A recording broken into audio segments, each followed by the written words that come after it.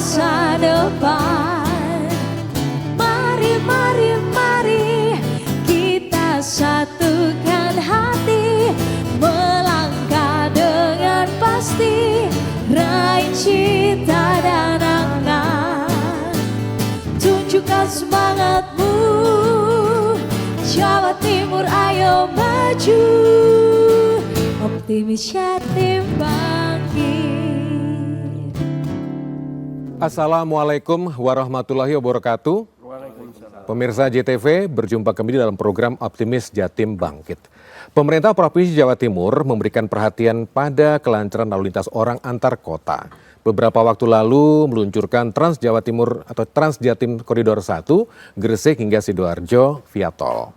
Dinas Perhubungan Provinsi Jawa Timur sedang bersiap-siap menambah layanan transportasi Jawa Timur Koridor 2, di mana menghubungkan Purabaya Bungurasih ke Mojokerto.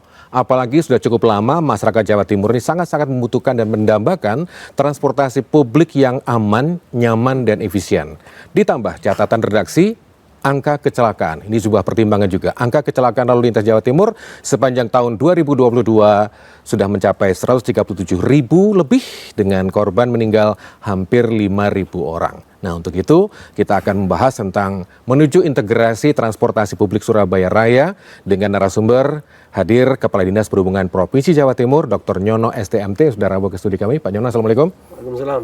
Ya. Mas Iman. Alhamdulillah, kita juga akan ngobrol-ngobrol dengan Kepala BPTD Wilayah 11 Provinsi Jawa Timur, Pak Utomo Harmawan ATDMT, sudah rabu. Pak Tomo, Assalamualaikum Pak. Waalaikumsalam. Alhamdulillah, dan nanti kita juga ngobrol dengan Mas Tugas Hutomo Putra dari Forum Diskusi Transportasi Surabaya. Mas Tugas, Assalamualaikum.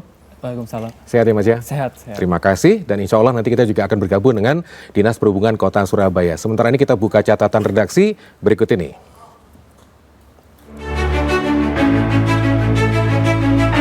Perbaikan pelayanan transportasi publik di Jawa Timur kini terus dilakukan. Setelah sebelumnya sukses meluncurkan Trans Jatim Koridor 1 jurusan Gresik hingga Sidoarjo via tol, kini Dinas Perhubungan Provinsi Jawa Timur pertengahan Agustus nanti akan meluncurkan bus Trans Jatim Koridor 2 jurusan Terminal Purabaya ke Mojokerto. Kepala Dinas Perhubungan Provinsi Jawa Timur Nyono menyatakan, bus Trans Jatim Koridor 2 ini akan melewati Krian atau melintas di jalan non-tol serta akan melintasi 53 halte. Untuk progres bus Trans Jatim Koridor 2 ini sudah 85%, termasuk untuk penyiapan armada maupun persiapan halte. Total armada sama dengan Koridor 1, yaitu sebanyak 20 armada operasional dengan 2 armada cadangan.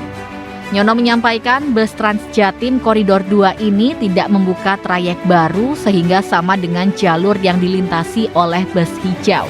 Untuk itu para driver dan armada bus hijau dengan rute Mojokerto Surabaya dirangkul di Dishub Jatim untuk bergabung dengan bus Trans Jatim. Sehingga perlahan bus hijau akan digantikan dengan layanan bus Trans Jatim yang lebih aman, nyaman, dan terjangkau bagi masyarakat. Karena bus hijau yang selama ini melayani rute ke Mojokerto Surabaya ini kondisinya sudah kurang layak, bahkan sudah beroperasi lebih dari 24 tahun. Untuk tarif Koridor 2 tetap akan menggunakan tarif yang sama dengan koridor sebelumnya rute Surabaya Sidoarjo Gresik, yaitu Rp5.000 untuk umum dan Rp2.500 untuk pelajar dan santri. Bahkan dengan adanya koridor baru nantinya akan ada sistem one tapping atau satu kali pembayaran yang berlaku sampai 2 jam. Sehingga masyarakat bisa melanjutkan perjalanan misalnya dari Mojokerto ke Surabaya, lalu ke Sidoarjo atau Gresik. Asal masih dalam kurun waktu 2 jam, penumpang tidak perlu membayar lagi. Sementara itu konektivitas bus Trans Jatim dengan bus Surabaya juga ke depan terus akan dilakukan, termasuk terkait pembayaran. Selain itu, masyarakat juga berharap ada integrasi antara komuter kereta api lokal dengan Trans Jatim nantinya. Transportasi publik yang aman, nyaman, dan efisien saat ini mendesak dibutuhkan masyarakat di Jawa Timur, di tengah tingginya kasus kecelakaan lalu lintas di Jawa Timur. Sepanjang tahun 2022 saja mencapai 137.000 dan 4.889 orang meninggal dunia.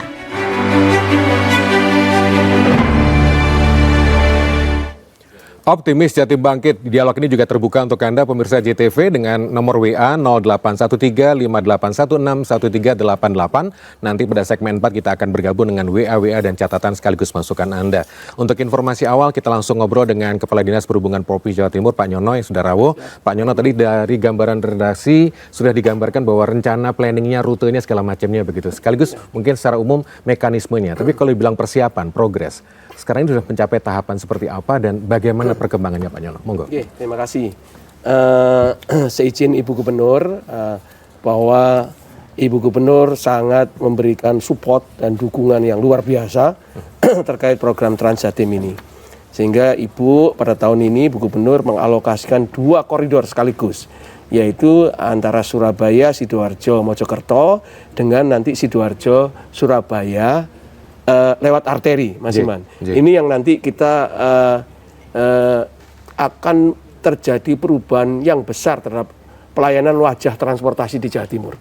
Karena ini arteri begitu banyak yang menggunakan, terutama pengguna sepeda motor. Nah, ini kita akan branding pelayanan Trans Jatim ini tepat waktu, aman nyaman seperti harapan penumpang, sehingga masyarakat bisa sukarela untuk meninggalkan sepeda motornya, hanya menggunakan sepeda motor dari rumah ke halte Trans Jatim. Untuk persiapan untuk koridor 2, Mas Iman, ini Ibu mengalokasikan anggaran untuk dari Terminal Bungerasih lewat Medaeng, kemudian ke arah Trosobo, kemudian ke arah Ciro, ke arah Krian, kemudian Mertek, kemudian ke Terminal Kertajaya. Nah, ini progresnya sampai saat ini armada sudah 80%. 80%. Kemudian progres untuk halte sekitar 70% lah. 70%. Kita terus berkoordinasi dengan Pak Utomo dengan BPJN Jatim Bali untuk posisi titik-titik haltenya. Jadi ini kita akan, sudah kami laporkan kepada Bu Gubernur, insya Allah kita akan launching pada tanggal 19 Agustus 2023. Kami barusan tadi Pak Mas Iman ini audiensi kepada Bu Wali Kota Mojokerto, Bu Ika, Bapak Bu Wali, bahwa ingin ada beberapa fasilitas-fasilitas milik Pemkot Mojokerto yang dilintasi oleh koridor daripada Trans Jatim Koridor 2 ini, operasionalnya. Baik, nanti kita coba pendalaman lagi. Kita tahap awal masih ngobrol dengan Pak Kadis Perhubungan Provinsi Jawa Timur. Nanti bagaimana perspektif dari Pak Utomo dan Mas Tugas yang sudah sering ngobrol dengan transportasi. Kita buka sesudah informasi berikut ini. Tunjukkan semangatmu, Jawa Timur ayo maju, optimis Jatim Bangkit. Optimis Jatim Bangkit masih bersama Anda dan alhamdulillah diskusi kita semakin lengkap dengan hadirnya Kepala Dinas Perhubungan Kota Surabaya, Pak Tunjung Iswandaru STMM yang sudah rawuh di tengah-tengah kita. Pak Tunjung, Assalamualaikum. Waalaikumsalam, Mas. Pasti kejebak macet di Taman Pelangi ya Pak ya. Senen, nggak heran. Baik, saya akan ngobrol-ngobrol pendalaman sekelumit dari mungkin perspektif Pak Utomo sebagai Kepala Balai Pengelola Transportasi Darat Wilayah 11 Provinsi Jawa Timur terhadap rencana membuka koridor 2. Mungkin Pak Utomo bisa membuka catatan ada apa yang perlu ditingkatkan sehingga nanti betul-betul dalam waktu dekat yang namanya 70% tadi seperti kita Pak Kadis bisa jangkep gitu Pak. Monggo Pak Tomo. Baik, terima kasih. Sebelumnya saya mungkin revisi dulu ya. Kebetulan nomenklatur institusi kami berubah Pak, dari Balai Pengelola Transportasi Darat Wilayah 11 tadi disebut ya. Sekarang Balai Pengelola Transportasi Jalan Kelas 2 Jawa Timur. Pengelola jalan ya. Jadi BPTJ kalau gitu. BPTD D Kelas 2 Jawa Timur. Jadi wilayah 11-nya hilang. Oke. Kelas 2. Iya.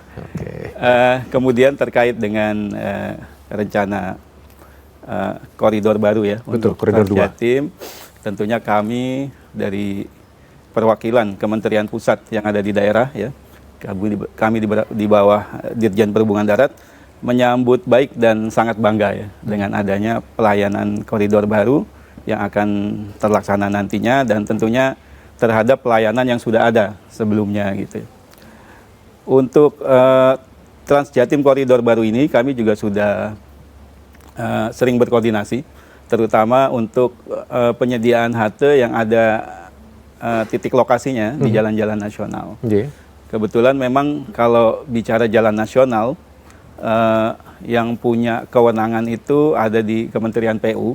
Jadi kami coba memfasilitasi juga. Artinya kami juga memberi pengertian bahwa Trans Jatim ini juga harus didukung. Karena memang tujuannya adalah shifting supaya orang berpindah dari transportasi pribadi, angkutan pribadi ke angkutan umum. Yang artinya ketika terjadi shifting akan banyak keuntungan-keuntungan yang didapat. Yang pasti kemacetan tentunya akan bisa dikurangi. Kemudian juga terjadi efisiensi penggunaan ruang jalan.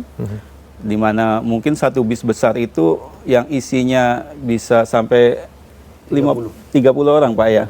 Kalau mobil pribadi kan kita ketahui cuma diisi 2-3 orang, bahkan cuma 1 orang. Kadang-kadang satu orang supir saja ketika dia berangkat ke kantor gitu ya. Artinya satu mobil yang biasanya ternyata butuh kalau separohnya aja itu dari 30-15 mobil katakan misalnya ya. Tentunya penggunaan ruang jalan juga lebih efisien kalau kita bisa ngarahkan semua naik bis. Betul, tapi Pak Thomas sebentar, tadi kan ada pernyataan tentang halte. Kalau untuk titik-titik pemberhentian soal halte tadi bagaimana perkembangan? Terkait halte memang kita sudah melakukan beberapa diskusi di dalam staging ya, penetapan titik lokasi itu ternyata ada Permen PU terkait pemanfaatan ruang jalan ya, jadi memang harus izin dulu. Tapi ya kira-kira nanti izinnya mungkin ya sewa tapi 0 rupiah gitu ya Pak, karena pemerintah dengan pemerintah gitu ya. Sekarang masih dalam proses penetapan karena memang kendalanya bahu jalan yang tersedia untuk pendirian halte-halte ini juga tidak semuanya sama gitu ya. Ada yang lebar dan memungkinkan dengan halte yang nyaman. Dan kita juga nanti ada plan B jika bahu jalannya agak sempit, kita menyesuaikan mungkin dengan shelter ya, tidak perlu dibangun halte. Nah itu mudah-mudahan dalam waktu dekat ya Pak Yono. Dalam waktu dekat itu kira-kira di bulan Agustus bisa dibuka Pak? Saya kira bisa Pak ya, kalau untuk penetapan titik lokasi ya. Nah, karena kan tahapannya penetapan dulu ya. Penetapan titik lokasi, kayak titik lokasi di Medaeng itu memang sangat sulit ya. Karena memang bahu jalannya bisa dibilang tidak ada. Kita tidak akan memaksakan ya. Ketika tidak ada bahu jalan, apa harus di badan jalan kan jadi lucu, kelihatannya juga lucu. Jadi mungkin kita akan geser. Jadi kita masih mengidentifikasikan lokasi-lokasi, tapi mudah-mudahan bulan Agustus ini bisa selesai semuanya. Secara pribadi sebagai orang yang lewatnya di daerah Medaeng, halte sudah ada kok Pak. Tengah-tengah pulau jalan segitiga itu kan ada. Sebenarnya ada. Karena sekarang pun dipakai untuk warung kopi gitu ya. Dan bis berdiri di situ. Baik, saya ke Pak Tunjung. Pak Tunjung, kalau bicara soal integrasi, Pemkot Surabaya sendiri dalam konteks integrasi transportasi koridor 2 ini seperti apa perannya Pak? Jadi nanti diharapkan pada waktu koridor 2 yang meluncur ini, meskipun di koridor 1 pun yang Gresik itu juga sudah integrasi di terminal Bungurasi ya Pak ya, untuk masuk kota Surabaya kan gitu. Nah untuk koridor kedua harapannya juga sama di Bungurasi, nanti bisa untuk pindah ke masuk kota, untuk naik ke Surabaya bis kan gitu. Tinggal nanti integrasinya mungkin nanti tarif ya, harapannya tarif bisa satu tarif kan, bisa berpindah gratis gitu lah gitu. Sudah ngobrol Pak soal itu Pak, soal tarif Pak? Ya sudah pernah ngobrol, itu tinggal kita bicara dia. Dan confirm gratis Pak atau kutung bayar? Ya kalau harusnya sih kalau berpindah harusnya ya. Kalau sekarang ini yang Surabaya bis sama Wirawiri berhubung satu Pemkot ya gratis gitu. Saya kalau krungu gratis tuh seneng Pak. Gratisan paling seneng gitu ya. Jadi tapi nanti kan juga ada durasi untuk penggunaan selama beberapa waktu tertentu, masih gratis, tapi selanjutnya bisa tetap berbayar. Tapi yang jelas Pemkot Surabaya support ya Pak ya. Oh support. Feedernya support, Surabaya busnya support. Tapi bicara soal ini karena biasanya kalau ngomong transportasi orang pasti buahnya itu. Dulu zaman saya masih di sono banget itu. Kalau ngomong transportasi, jalan macet, celaka itu paling banyak. Mungkin Mas Tugas punya masukan terhadap rencana membuka koridor 2 yang Surabaya Mojokerto ini Mas. Monggo. Terima kasih. Untuk integrasinya memang diperlukan ya Pak ya, apalagi untuk biaya kayak gitu. Jangan sampai kita bayar lagi. Apalagi kalau misalnya saya sebagai anak mau membelikan tiket ke orang tua saya, paling enggak mungkin bayar mana kan, pasti kan orang tua saya pusing kayak gitu. Dan bener yang diucapkan Bapak Nyono juga, misalnya ini mengurangi kecelakaan karena setiap hari di di Kau 112 itu tiap hari ada berita kecelakaan, minimal ada orang satu meninggal. Ya. Kalau misalnya itu buat data sih nggak masalah, tapi itu saudara saya gimana, itu adik saya gimana, itu yang jadi pikiran saya sama teman-teman tiap hari kayak gitu. Gimana ya caranya. Kemudian untuk integrasinya nggak cuman integrasi pembayaran juga, halte juga diperlukan Pak, dan halte itu pun kadang-kadang itu tidak berupa halte tapi berupa bus stop kayak gitu. Kalaupun nggak ada tempat mungkin bisa pakailah outlet apa gitu, atau di depan itu ada warung apa gitu, itu dibeli buat itu dijadikan tempat duduknya minimal ono payone lah Mas. Iya, gitu ya, kayak gitu. Saya juga kesini juga pakai apa tuh namanya? Nah, itu mau saya tanyakan gitu. Gimana Mas pengalaman jenengan sebagai satu di antara pengguna transportasi umum gitu ya? Selama ini Anda punya pengalaman yang kadang ya ditolak-tolak mergo penuh toh Mas ya? Hari ini saya tadi ditolak 2 kali wirawiri, ada sama anak-anak curhat gitu. Tapi saya senang ditolaknya itu karena berarti transportasi umum sudah dipakai dengan baik oleh banyak orang kayak gitu. Wirawiri itu 8 orang ya Pak ya, satu. Ya, ada yang 8, ada yang 12. Ada yang 8, ada yang 12. Itu pun penuh terus, apalagi FD1 itu penuh terus Pak. Berarti kan memang demand-nya tuh sebenarnya tinggi, tinggal pemanfaatannya aja gimana, terus manage-nya aja seperti apa. Betul. Kayak gitu sih. Betul. Saya kalau membayangkan situasi di Wirawiri itu pasti nggak ada yang lungguh diingklik lah ya. Zaman biyen kan diingklik, mepet-mepet lawang gitu ya. Nah, tapi sekarang nggak ada ya. Baik pemirsa, kita masih ngobrol-ngobrol dalam Optimis Jati Bangkit. Tema besar kita adalah menuju integrasi transportasi publik Surabaya Raya. Diskusi ini juga terbuka untuk Anda lewat WA JTV. Silakan. Tunjukkan semangatmu, Jawa Timur ayo maju, Optimis Jatim Bangkit. Menuju integrasi transportasi publik Surabaya Raya, itu tema besar kita dan dialog ini terbuka untuk Anda lewat WA JTV. Silakan Anda sampaikan, nanti pada segmen keempat kita akan buka catatan Anda satu persatu. Saya ke Pak Kadisub Provinsi Jawa Timur. Pak Nyun Sewu, kalau saya coba bandingkan dengan Jawa Tengah, ini mungkin saya kualat Pak ya, karena kan ada Pak Mio yang ojo dibanding-bandingke gitu ya. Tapi Nyun Sewu sebagai orang itu saya mikir Jateng wis duwe dhisik gitu ya, Jawa Tengah Jawa Barat juga sudah punya gitu ya. Jatim kok saya bilang radi telat nih Pak. Mungkin Pak Yono bisa mengklirkan suasana keterlambatan itu Pak. Monggo Pak. Iya, jadi gini Mas Iman, lebih baik kita terlambat daripada tidak sama sekali. Kena. Jadi intinya kita Transjatim ini seiring dengan dukungan Bu Gubernur, kita pada waktu itu 19 Agustus 2022 kita meluncing Koridor 1. Ini tujuannya adalah agar transportasi umum berbasis bus ini sudah mengaspal di Jawa Timur. Intinya di situ. Jadi kita seiring dengan waktu, kita terus diberikan dukungan oleh Ibu Gubernur. Kita nanti tahun ini ada 2 koridor Mas Iman. Ada 2 koridor, yaitu yang koridor 2 dan koridor 3. Kita nanti terkait integrasi, nanti dalam waktu 2 jam kita bisa, masyarakat bisa gratis Rp5.000 itu ke 3 koridor tersebut. Untuk santri dan mahasiswa 2.500. Itu bisa kemana-mana ke 3 koridor itu. Jadi untuk mengejar ketertinggalan itu kita terus harus mengalokasikan anggaran itu. Berapa Pak? Kalau kita full itu hampir 30 miliar untuk 1 koridor. Itu kita bisa kembalikan 30%-nya.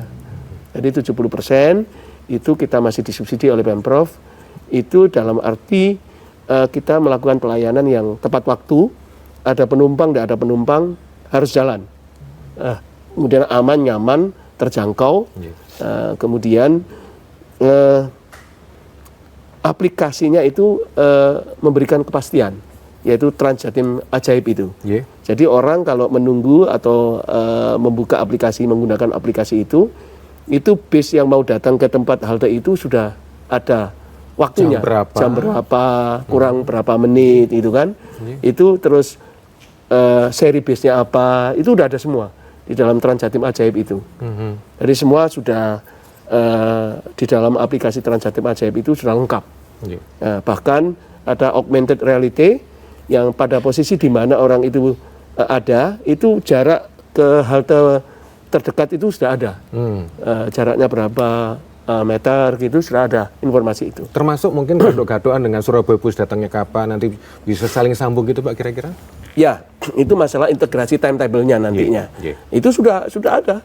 Jadi ketika pilihan-pilihan timetable itu untuk Transjatim datang, kemudian ada tidak lama lagi Surabaya Bus maupun Semanggi Bus itu datang. Jadi sudah disesuaikan untuk timetable-nya. Nah, kemudian integrasi kemarin aplikasinya itu sudah kita bicarakan dengan Pak Tunjung, dengan Surabaya Bus maupun Semanggi Bus. Sudah ada di dalam aplikasi Transjatim Ajaib. Termasuk dengan pihak KCI, Kereta Komuter Indonesia, yang terintegrasi dengan layanan kartu multitrip. Nah, kartu multitrip. Jadi nanti kita dengan KCI pun itu sudah terintegrasi. Harapan kami masyarakat itu mempunyai pilihan feeder untuk melanjutkan perjalanannya setelah melakukan perjalanan dengan Transjatim. Harapannya seperti itu. Dan kita berharap agar pemerintah kabupaten kota ini menyambut baik dengan beroperasinya koridor 2 ini untuk mengoperasikan feeder-feeder dari halte-halte tersebut, dari terminal-terminal origin destination-nya, itu melanjutkan perjalanan ke wilayah-wilayah tujuan akhir, seperti perumahan, ke tempat-tempat wisata, kulineran, gitu kan, sentra-sentra UMKM, itu semua menjadi kewenangan daripada kabupaten kota untuk mengoperasikan feeder-feedernya. Harapannya integrasi ini memberikan kemudahan, memberikan keringanan ongkos transport kepada masyarakat khalayak, masyarakat luas Mojokerto dan sekitarnya, Jawa Timur pada umumnya, agar dengan ongkos yang murah ini tumbuh potensi-potensi ekonomi yang baru di koridor itu, karena murah gitu, murah tepat waktu, orang akan pingin pakai transportasi ini gitu kan, aman nyaman, ada AC-nya gitu kan. Kebayang saya kalau ke Mojokerto cari sop buntut atau onde-onde saya bisa naik bus gitu. Iya, dengan ongkos yang 5.000 perak dari Bungur AC itu sudah bisa beli onde-onde khas Mojokerto. Iya kan? Baik, izin saya ke Pak Tomo dulu aja. Oke, Pak Tomo, kalau kita bicara soal integrasi, kan tadi juga Pak Yonan matur integrasi dengan komuter, ini bagaimana penataannya? Mungkin Pak Tomo juga bisa melengkapi gambaran integrasi antara Surabaya Bus, feeder di kota Surabaya, termasuk dengan kereta komuter yang sudah existing. Monggo Pak Tomo. Baik, terima kasih. Jadi terkait integrasi, memang ini masih tantangan kita Pak. Kejadian yang ada di tempat kami, kebetulan kami juga ada program di Semanggi Bis, di mana ada beberapa kendala memang terkait integrasi. Kebetulan penyedianya aplikasinya ini kan juga beda-beda Pak, menyatukan penyedia aplikasi yang beda-beda ini kita nyari titik temunya itu. Tapi kita nggak bosan ya, artinya dengan di subprovinsi, di subkota. Memang sekarang ini saya dengar sudah terhubung ya Pak ya untuk layanan Surabaya Bus di Gobas ya Pak ya. Tapi malah Semangginya ini yang belum kecantol. Padahal upaya di Semanggi itu sudah dilakukan, yaitu kita pakai GPS. Nah ini tantangan kita ya Pak. Kami juga berharap GPS yang sudah dipakai itu bisa masuk ke aplikasi Gobas juga ke dari kacamata pengguna pasti ini sangat luar biasa begitu. Kemudian dari kacamata bisnis sangat menguntungkan, sehingga Pemprov juga buka koridor 2 dan lain-lain juga disusul dengan koridor 3. Tapi apa peluang? Ada mungkin dari kementerian juga akan menambah armada Pak, kalau melihat antusiasme yang begitu besar untuk armada semakin banyak gitu Pak. Ada kira-kira? Di Kementerian Perhubungan, program daripada angkutan massal ini sebetulnya kita sifatnya memancing Pak, stimulan ya istilahnya ya. Artinya kita memberikan subsidi itu tidak seterusnya.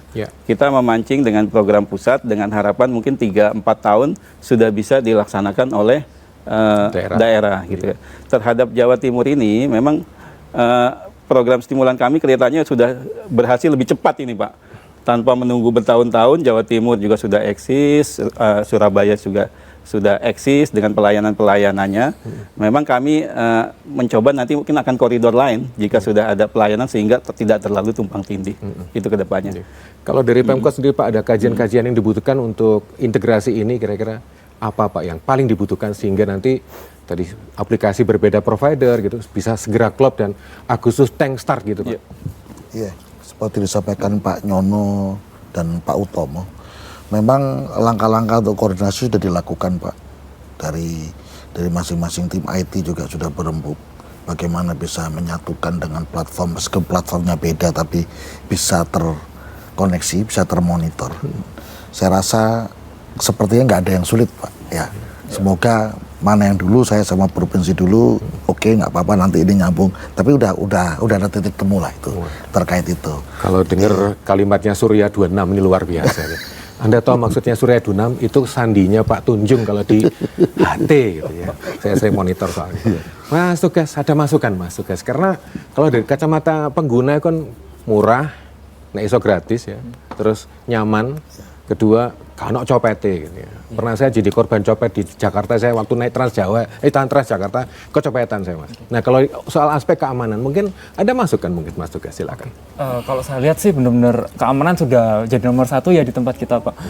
Maksudnya dari Trans Jatim, Surabaya sampai Warawiri dan juga Trans Semanggi.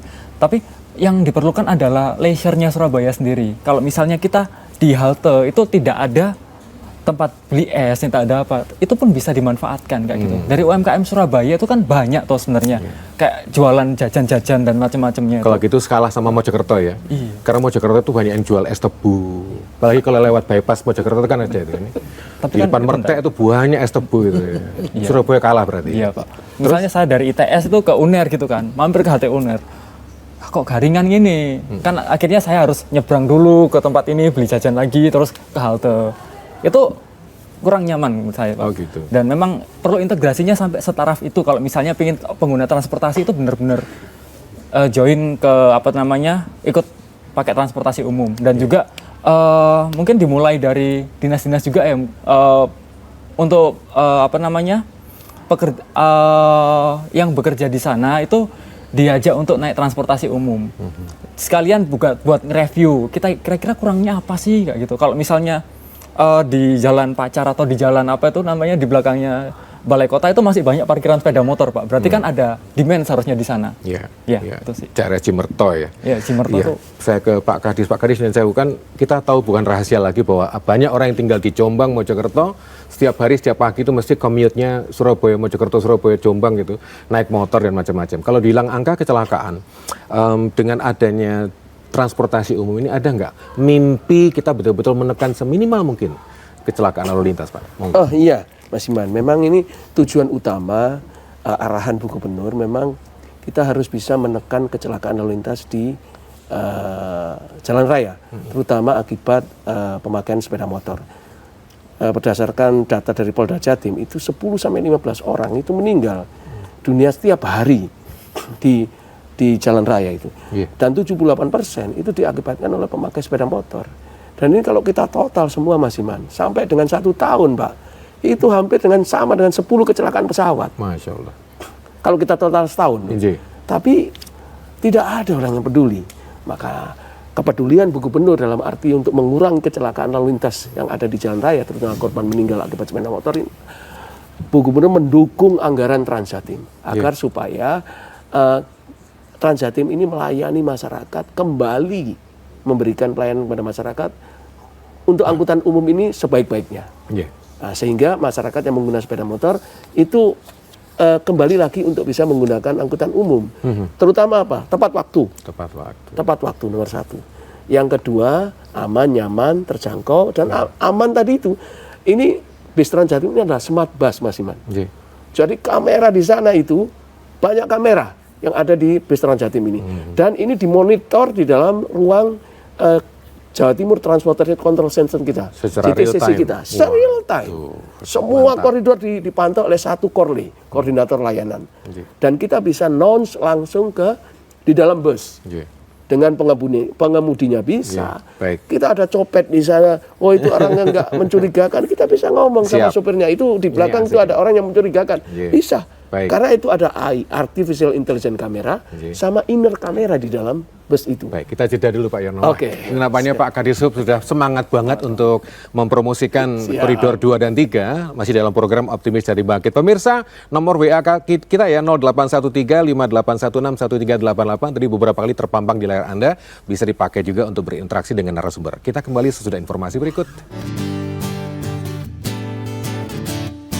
tunjukkan semangatmu. Jawa Timur ayo maju, optimis Jatim bangkit. Menuju integrasi transportasi publik Surabaya Raya, terima kasih untuk pemirsa yang sudah mengakses WA kita. Satu persatu ada Mas Radian dari Sidoarjo. Terima kasih Mas Radian. Seingat saya dulu ada yang namanya Trans Gerbang Kertasusila dan Trans Sidoarjo. Tapi kemudian berganti ke pemimpinan bubar. Apa jaminan Surabaya Bus, Wirawiri, dan Trans Jatim bakal berkelanjutan sesudah pergantian pemimpin terutama di era pasca 2024. Karena transportasi publik akan sangat vital bagi perkembangan ekonomi dan sosial di Surabaya dan Jawa Timur. Setuju Mas Radian, nanti kita coba simak apa yang dikatakan Kepala Dinas Perhubungan. Pemkot segera bangun halte yang bagus. Tadi kalau nggak salah Mas Tugas sudah nyentil itu ya. Bukan hanya bus stop, jangan malu belajar dari DKI Jakarta dengan Transjakartanya. Baik, terima kasih. Lalu ada Bu Iin Surabaya, terima kasih Bu Iin. Kalau bis ijo itu dari Mojokerto ke Surabaya bayar 7.000, lah kalau bus Transjatim artinya bayar 10.000. Karena harus ganti bus. Apa begitukah? Tadi kalau nggak salah tadi polanya sudah disebutkan bagaimana mekanisme, nanti Pak Kadis akan menjelaskan. Lalu untuk progres halte bus Surabaya, mengapa masih ada bus yang hanya menggunakan bus stop tanpa penaung? Sumuk Pak, butuh payon gitu ya.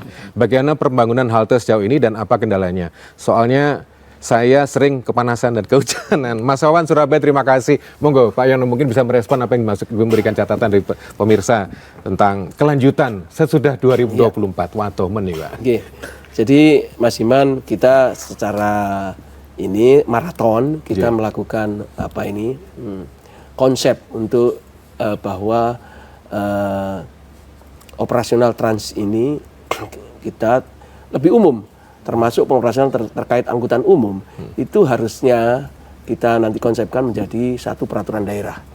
Sehingga kalau kita menjadi peraturan daerah menjadi kewajiban bagi pemerintahan berikutnya untuk melanjutkan. Nah, karena ini juga amanat undang-undang Perda. Oh, baik. Perda dari rakyat Jawa Timur sudah menyetujui bahwa ini akan dilanjutkan. Siapapun pemimpinnya begitu Pak. Siapapun pemimpinnya. Kan ini melalui persetujuan dewan kan kalau Perda kan Pak.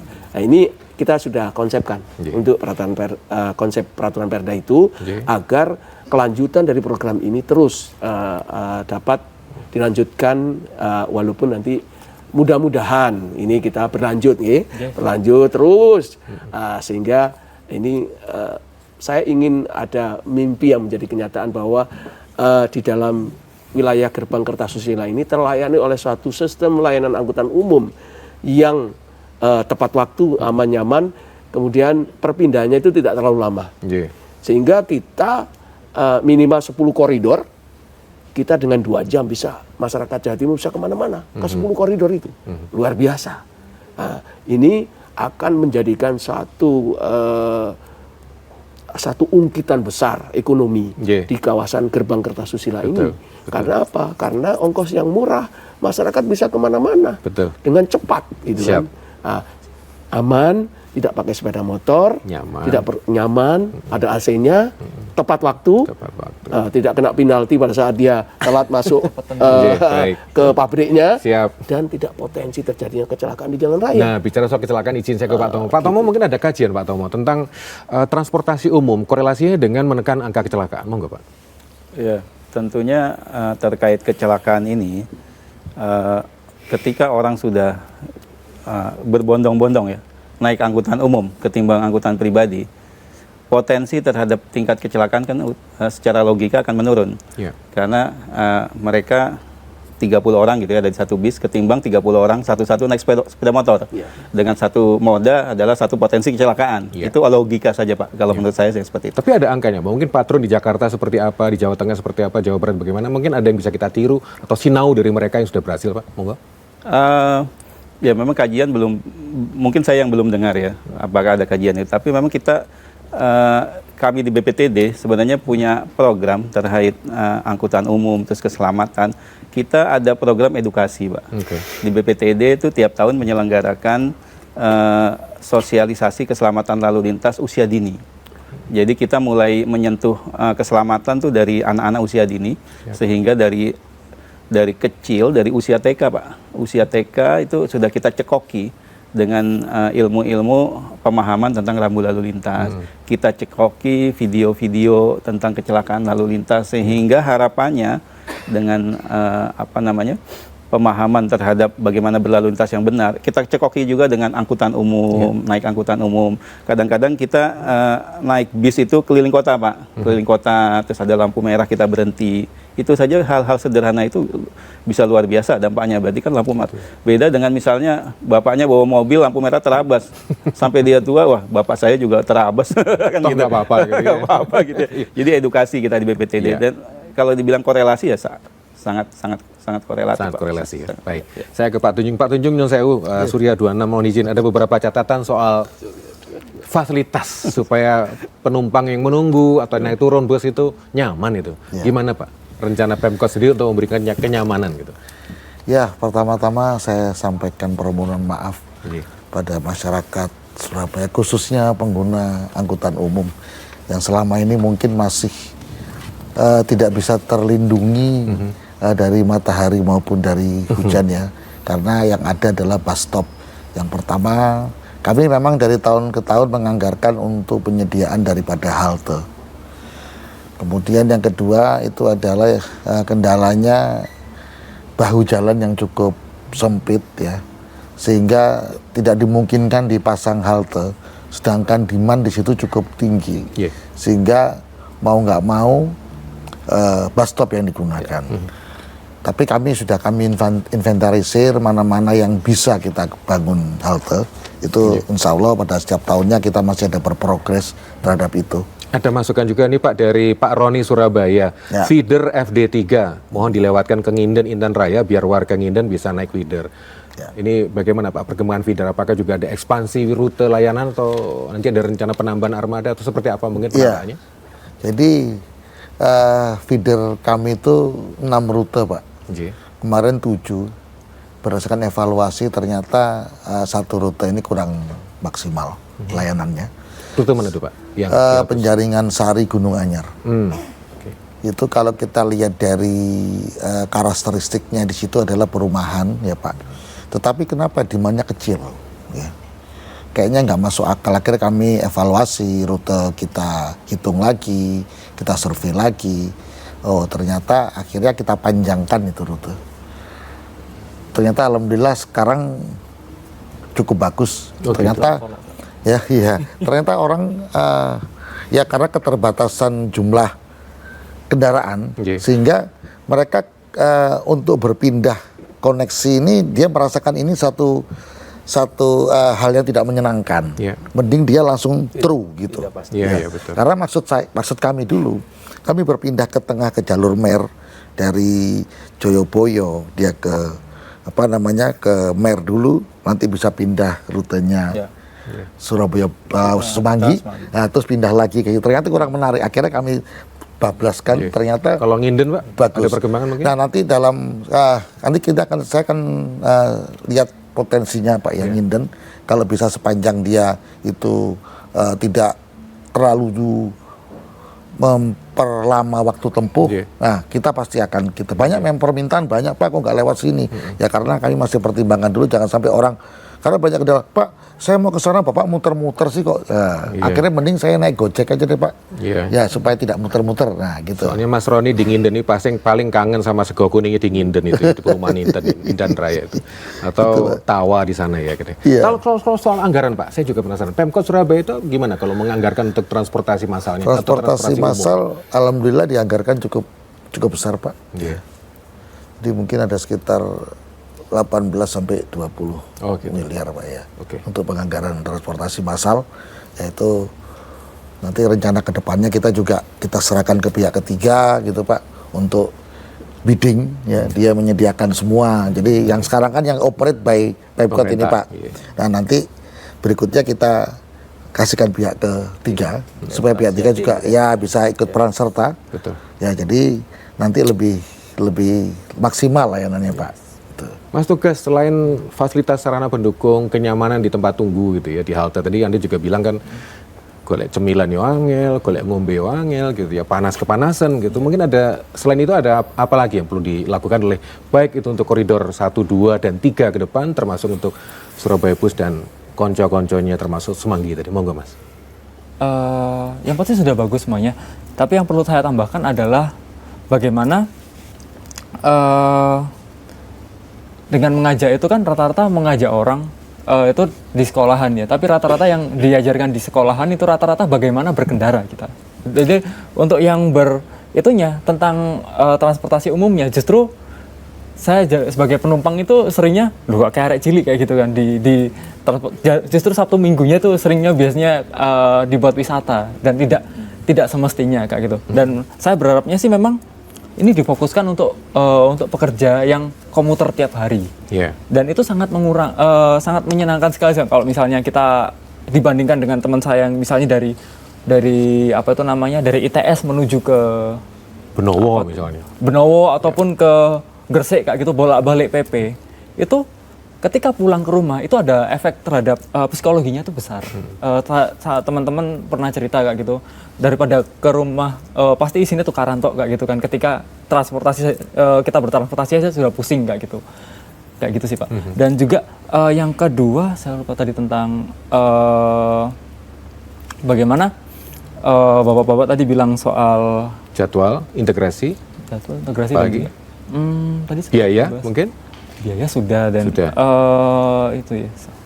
keselamatan. Iya keselamatan itu. Keselamatan, oke. Kalau sama yang dibandingkan kalau bisa kita jangan nyontek Jakarta atau Bandung atau Jawa Tengah Pak ya. Kita contoh kota kedua di negara yang lain. Misalnya di Guangzhou di Cina itu seperti apa. Misalnya di Bogota itu seperti apa ataupun di Mumbai di India itu risetnya banyak Pak.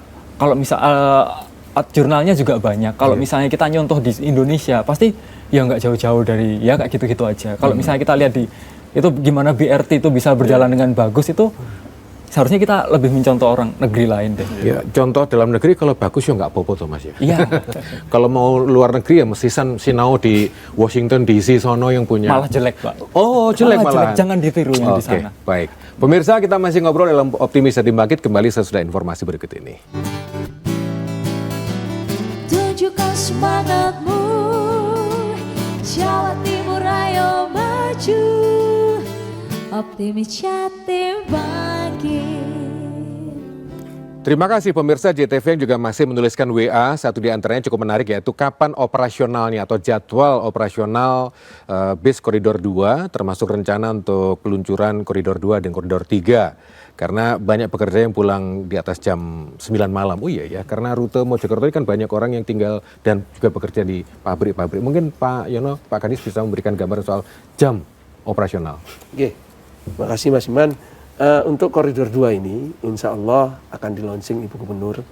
Kami mohon dukungan, itu tanggal 19 Agustus 2023. Oh baik. Sebagai rangkaian dari hari peringatan hari lahir Negara Kesatuan Negara Kesatuan Republik Indonesia yang ke-78 ya. Itu akan insya Allah menjadi rangkaian daripada peringatan HUT RI yang ke-78 akan di-launching Ibu Gubernur 19 Agustus 2023 di Terminal Kertajaya insya Allah di Mojokerto. Untuk jadwal waktunya timetable-nya itu jam 5 operasional sampai jam 21 Pak. Ini untuk yang sampai dengan akhir tahun nantinya. Ini harapannya nanti ada masukan-masukan dari masyarakat, apakah nanti ada tambahan jam operasional lebih dari 21, mungkin lebih dari jam 9 malam operasionalnya. Namun kita pertimbangkan juga faktor keamanan dan operasional anggaran yang tersedia untuk Transjatim tersebut. Tapi ngomong soal anggaran, yang koridor 1 sudah badi apa belum Pak? Oh, ini tidak ada badi Mas Iman.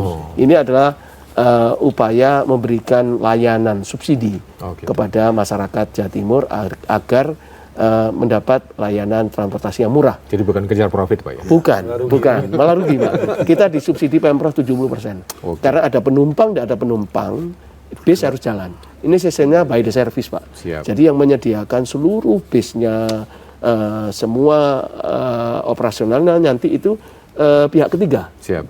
Jadi kita buy the service, membeli pelayanan. Jadi Pemprov membeli pelayanan per kilometernya.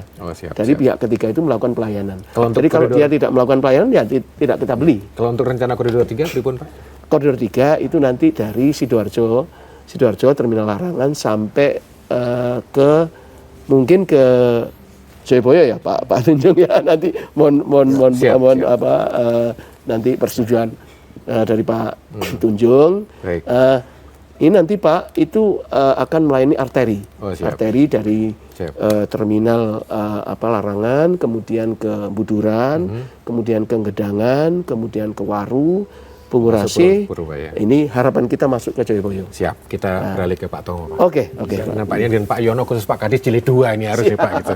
Pak Tomo mungkin ada masukan juga untuk operator, untuk Pemprov, untuk Pemkot, sekaligus untuk publik Pak. Monggo Pak Tomo. Ya, baik. Seruan, terkait umum ya Pak ya? Umum. Terkait umum. Jadi memang kepada masyarakat Kota Surabaya, ini sifatnya mungkin himbauan dan menyampaikan ajakan gitu Pak ya. Artinya Surabaya ini termasuk salah satu kota yang warganya dimanjakan oleh pelayanan angkutan umum. Kami unsur pemerintah, baik pemerintah pusat, pemerintah provinsi, pemerintah daerah, sudah melaksanakan kewajiban di Undang-Undang 22 bahwa pemerintah wajib menyediakan penyelenggaraan angkutan umum. Ada pelayanan Transjatim, ada pelayanan Surabaya Bus, ada Trans Semanggi. Ini luar biasa. Surabaya tidak seberuntung kota-kota lainnya yang semua unsur pemerintahnya mau menyediakan angkutan umum. Namun pepatah berlaku, tak kenal maka tak sayang, tak sayang maka tak cinta. Kalau kita nggak nyobain gimana mau sayang, kalau kita nggak tiap hari nyobain gimana mau cinta gitu ya. Mungkin himbauan bagi yang saat ini warga masih belum, karena memang masih nyaman ya berkendaraan pribadi, ya mungkin Sabtu Minggu ajaklah keluarga ya, anak-anak terutama edukasi bagaimana pelayanan angkutan umum massal, sehingga anak-anak kenal terhadap angkutan umum dan mungkin nantinya merasa nyaman. Oh, lebih enak naik angkutan umum ya, dengan biaya 5.000 bisa kemana-mana kan gitu ya. Jadi staging saja Pak, mungkin bagi yang warga yang saat ini masih di zona nyaman dengan pribadi, ya ajaklah Sabtu Minggu keluarga. Kita cobain angkutan umum, angkutan umum kita, karena tak kenal maka tak sayang maka tak cinta. Saya kira itu Pak. Saya sudah kenal Pak, karena saya sudah beberapa kali bawa botol bekas gitu. Pak Tunjung. Tadi juga ada masukan soal koridor 3, kemudian soal rencana Semanggi ke depan gitu seperti apa Pak? Atau feeder. Iya, kalau feeder ke depan tentunya akan dikembangkan terus ya, untuk insya Allah aja 31 rute yang akan kami wujudkan secara bertahap tentunya karena pertimbangan fiskal. Kemudian ya harapannya bisa terkoneksi. Ya kami menyadari bahwa layanan yang kami lakukan saat ini masih jauh dari sempurna, masih jauh dari bagus, tapi kita sudah memulai.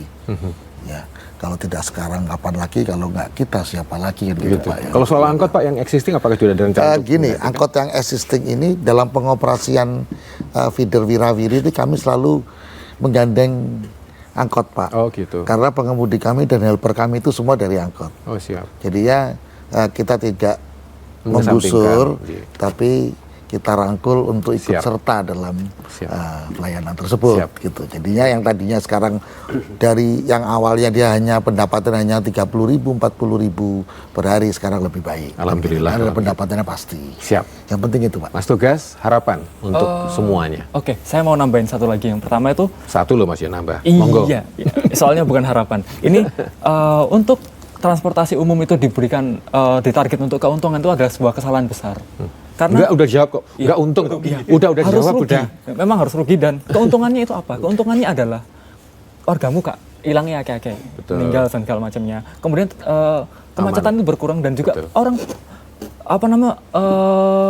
yang investasi di tempat itu sudah pasti lebih banyak. Jadi cuannya itu bukan di itu tapi multiplier tempat yang lain kayak gitu. Dan saya harapannya sih untuk teman-teman yang mau menikmati Surabaya Bus dan Trans Semanggi juga Wirawiri dan juga Transjatim, koridor 2 ya. Itu nikmati aja dulu. Kita pasti ada plus minusnya berkurangnya.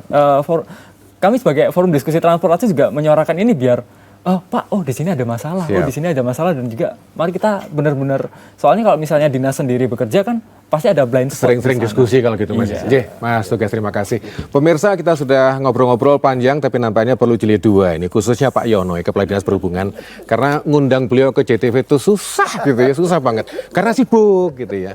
Terima kasih untuk partisipasi Anda yang sudah melalui WA, Pak Kadis matur nuwun, Pak Tomo matur nuwun, Pak Tunjung matur nuwun, Surya 26, Mas Tugas, terima kasih. Pemirsa JTV, kita kemudian dalam topik-topik yang berbeda dalam program Optimis Jadi Bangkit. Saya Iman Diwartanto. Assalamualaikum warahmatullahi wabarakatuh.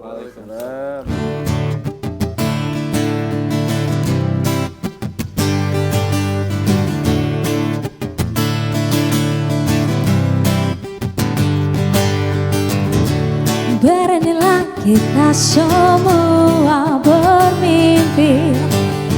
Sekaranglah saatnya kau menjalani. Kejar semua tanpa berhenti. Percaya selalu pada diri sendiri. Oh, gagal hal biasa, jangan berhenti.